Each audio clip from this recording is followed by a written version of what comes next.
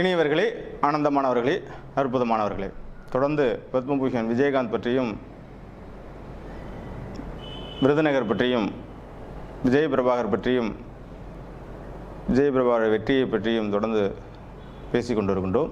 இந்த நேரத்தில் நாம் தமிழ் நடிகை, உங்களுக்கெல்லாம் தெரியும், ஒரு காலத்தில் நம்பர் 1 நடிகையாக இருந்து அவருக்கு கோயிலெல்லாம் கட்டினார்கள். அவருக்கு ஏன் கோயில் கட்டினார், அது கோயில் கட்டின தகுதியானவரா என்பதற்கு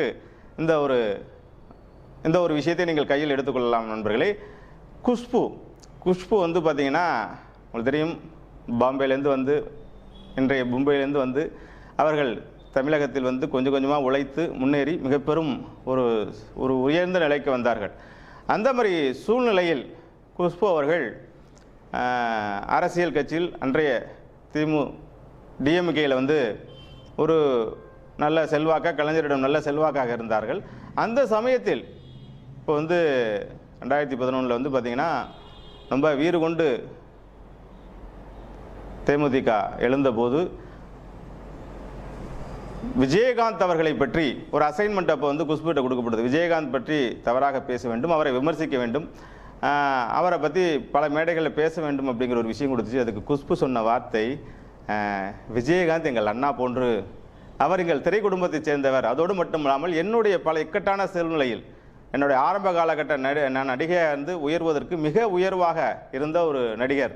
கண்டிப்பாக அதை தவிர நீங்கள் வேறு என்ன சொன்னாலும் நான் செய்கிறேன் அப்படிங்கிற மாதிரி சொல்லியிருந்தாங்க.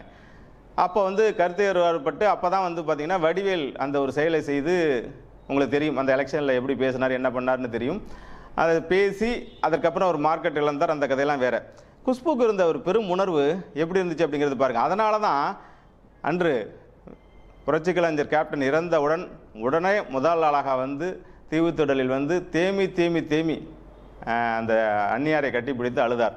அவர் உணர்வாளர், அவர் நன்றி உணர்வு மிக்கவர், அவர் நல்ல சிந்தனையாளர், நேர்மையானவர். அப்படியாப்பட்ட குஷ்பு அவர்கள் நல்லவர்கள், நேர்மையானவர்கள், உண்மையானவர்களுக்கு எப்பொழுதுமே தமிழக அரசியல் இடமில்லை என்பதற்கு இது ஒரு மிகச்சிறந்த உதாரணம்.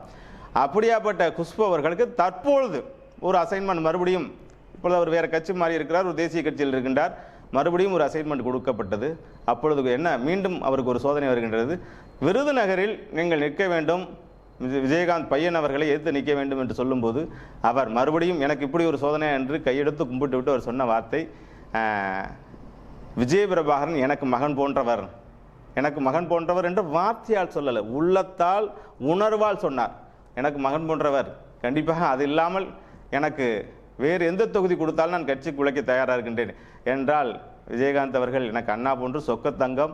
அவர் வந்து எனக்கு ரொம்ப இக்கட்டான சூழ்நிலையில் பல விதங்கள் உதவி செய்திருக்கு. ஆரம்ப காலகட்ட சினிமாவில் நான் வரும்போது எனக்கு தூணாக நின்று உதவி செய்து, கூப்பிட்ட குரலுக்கு உதவி செய்த ஒரு அற்புதமான நடிகர், ஒரு நல்ல மனிதர், எங்கள் திரைக்குடும்பத்தை சேர்ந்தவர். அதோடு மட்டும் இல்லாமல் என்னுடைய அண்ணா போன்றவர். அவருடைய பையனை நான் எதிர்த்து நிற்பது என்பது, அதுவும் இப்போ கேப்டன் இல்லாத சமயத்தில் அவர் வந்து போய் நின்று ஒரு தொகுதியில் போய் நிற்கிறார். இந்த சமயத்தில் நான் எதிர்த்து நிற்பது என்பது நன்றாக வராது என்பது கடைசி நிமிஷம் அவர்களும் மறுத்து கொண்டே இருந்தார். அந்த ஒரு மன வருத்தத்தில் மீண்டும் அவருக்கு அந்த கட்சி சீட்டு கொடுக்க மறுத்து விட்டது. பாவம், நேர்மையானவங்க, உண்மையானவங்க, மனசாட்சி உள்ளவங்க, நன்றி உணர்வு மிக்கவங்களுக்கு வந்து இந்த சமூகம் எப்பொழுதும் கொடுக்குற அங்கீகாரம் தானே அது. வேணால் நீங்கள் எங்கே வேணுமாலும் எடுத்து பாருங்கள், புரட்சி கலைஞரை பற்றியோ விஜயகாந்தை பற்றியோ அவர் பல அரசியல் எதிர்க்கட்சியில் பல சூழ்நிலையில் இருந்தாலும் எந்த இடத்திலும் கேப்டனை பற்றி ஒரு வார்த்தை கூட அவர் பேசியிருக்க மாட்டார். காரணம் என்ன அப்படின்னு கேட்டீங்கன்னா, இன்னும் சொல்ல போனாக்கா விஜயகாந்துக்கும் குஷ்பும் ஒரு சில படங்கள் தான் நடித்திருக்கின்றார்கள். இன்னும் ராதிகா அளவுக்கோ சரத்குமார் அளவுக்கோ அவர்கள் மிகச்சிறந்த நட்பை பாராட்டி தொடர்ந்து ஒரு ஹிட்டு படம் கொடுத்தவர்கள் கிடையாது. ஏனென்று கேட்டார்கள், ராதிகாவும்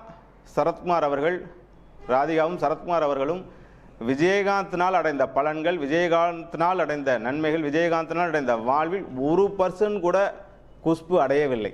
ஆனால் குஷ்புக்கு பாருங்கள் நண்பர்களே, நன்றி உணர்வு.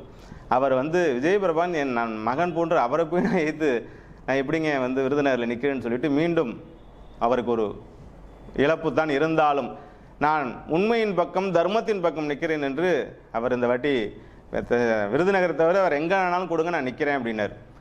இது உண்மையா, இது நன்றி உணர்வா, இது பாசமா, இது உண்மையான அவருடைய வாயிலிருந்து வந்த வார்த்தையா? விஜய் பிரபாகரன் என்னுடைய மகன் போன்றவர் என்று தன்னுடைய இதயத்திலிருந்து சொல்கின்றார். இந்த திரையுலகத்தில் பல பேர் வாழ்ந்து கொண்டிருக்கலாம், பல பேர் விஜயகாந்த் வாழ்ந்து கொண்டிருக்கலாம், பல பேர் பல வாக்குறுதிகளை கொடுத்திருக்கலாம். ஆனால் உண்மையான ஒரு நன்றி உணர்வு தக்க சமயத்தில் குஷ்புக்கு நகர்த்தி இருக்கிறார். இவர் பாம்பேலேருந்து வந்தவர், இங்கே அப்படி நடிக்க ஒரு காலத்தில் சின்னதுமி போன்ற படங்களில் பெருசாக நடித்து கோலாய்த்து இன்றளவும் அவர் நின்று கொண்டிருக்கின்றார். இன்றளவும் தமிழர்கள் அவரை கொண்டாடினார்கள். அதனால தான் அவருடைய எண்ணத்துக்கு, அவர் நல்ல சிந்தனைக்குத்தான், நல்ல நேர்மையான ஒரு உணர்வுக்குத்தான் அவருக்கு தமிழர்கள் கோயில் கட்டினார்கள். ஆனால் இதே ராதிகா அவர்கள் என்னத்தை சொல்றது, இதை பற்றி பேச வேண்டாம் என்று தான் நினைத்தேன். இதே ராதிகா அவர்கள் உதட்டளவில் விஜய் பிரபாகரன் என் மகன் போன்று என்று சொல்லிவிட்டு அதே விருதுநகரில் அந்த பையனை எதிர்த்து நிற்கின்றாரே. தன்னுடைய ரிட்டையர்மெண்ட் வயசில் அவர் உழையாத உயரமா? இன்னைக்கு கண்டிப்பாக சொல்கின்றேன், அவர் ஒரு பேசுபொருள் கிடையாது. அங்கே நம்ம கிட்ட கிடைத்த சர்வே படி அங்கே விருதுநகர்லேருந்து வர்ற உண்மையான கல நிறுவனப்படி அவருக்கு 3வது இடம் டெபாசிட் கிடைக்குமா என்று கூட தெரியவில்லை. இதை நம்ம பேச வேண்டியதில்லை. இருந்தாலும் உண்மையை மக்களுக்கு கொண்டு சொல்ல வேண்டும் என்ற உயர்ந்த நோக்கத்தோடு சொல்கின்றேன். குஷ்பு உடைய நல் உணர்வு, குஷ்புவோட நல் சிந்தனை உயர்ந்ததா?